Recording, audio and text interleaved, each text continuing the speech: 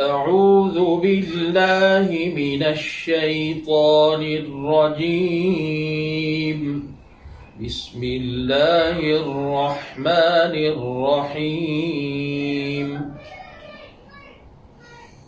سبح اسم ربك الأعلى الذي خلق فسوى والذي قدر فهدى والذي أخرج المرعى فجعله غثاء أحوى سنقرئك فلا تنسى إلا ما شاء الله إنه يعلم الجهر وما يخفى ونيسرك لليسرى فذكر إن نفعت الذكرى سيذكر من يخشى ويتجنبها